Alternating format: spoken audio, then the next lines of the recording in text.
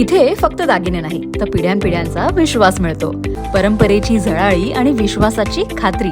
Kailas अडगावकर jewellers, Datta मंदिर bus stop, Nashik road. सामाजिक कार्यात अग्रेसर असलेल्या भूमिपुत्र सत्याग्रही स्मारक समितीच्या अध्यक्षपदी प्रसिद्ध उद्योजक तथा सामाजिक कार्यकर्ते नारायण गायकवाड ही निवड करण्यात आली असल्याची घोषणा समितीचे माजी अध्यक्ष बाळासाहेब शिंदे यांच्या वतीनं करण्यात आली. कॅनडा कॉर्नरवरील वसंत मार्केटमधील विनीत कंस्ट्रक्शन या ठिकाणी झालेल्या पत्रकार परिषदेत ही घोषणा करण्यात आली. याही वर्षी भूमिपुत्र सत्याग्रह स्मारक समिती नाशिक जिल्ह्याची बैठक आताच पार पडली आणि 2 मार्च 2026 रोजी गोदाघाट गौरी पटांगण येथे होणाऱ्या अभिवादन सभा व सांस्कृतिक कार्यक्रमाच्या अध्यक्षपदी नाशिकचे प्रसिद्ध उद्योजक सामाजिक कार्यकर्ते नारायण शेठ गायकवाड यांची सर्वांनी एकमताने या ठिकाणी निवड केली आहे. त्याचप्रमाणे समितीच्या कार्याध्यक्षपदी या कार्यक्रमात पहिल्यापासून हिरारीने भाग घेणारे आमचे आदेश पगारे यांची निवड झालेली आहे. स्वागताध्यक्षपदी दामोदर अण्णा पगारे यांची निवड आम्ही केली. तर मुख्य निमंत्रक म्हणून समाजभूषण कैलास तेलोरे आणि बिपिन कटारे यांची निवड आम्ही या ठिकाणी केली आहे.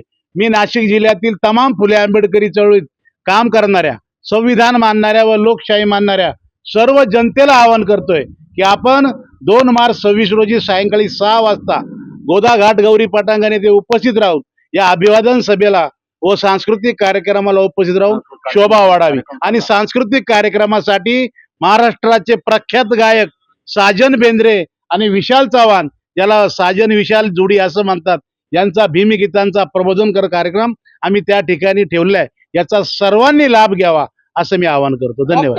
बाबासाहेब आंबेडकर 2 मार्च 2026 रोजी काळाराम मंदिर सत्याग्रह भूमी समिती आयोजित जो कार्यक्रम ठेवला आहे, सांस्कृतिक कार्यक्रम, त्या कार्यक्रमाला सर्व समाजातली मोठ्या संख्येने उपस्थित राहाव्या विनंती करतो. कार्यक्रमाच्या स्वागताध्यक्षपदी दामोदर पगारे, कार्याध्यक्षपदी आदेश पगारे, मुख्य निमंत्रक कैलास तेलोरे आणि बिपिन कटारे यांची नियुक्ती करण्यात आली. जिल्ह्यातील सर्व संविधानप्रेमी आणि लोकशाहीवादी जनतेने या कार्यक्रमास उपस्थित राहावे असे आवाहन समितीचे अध्यक्ष नारायण गायकवाड यांनी केले आहे. एनसीएन न्यूजसाठी रोहन दानी, नाशिक.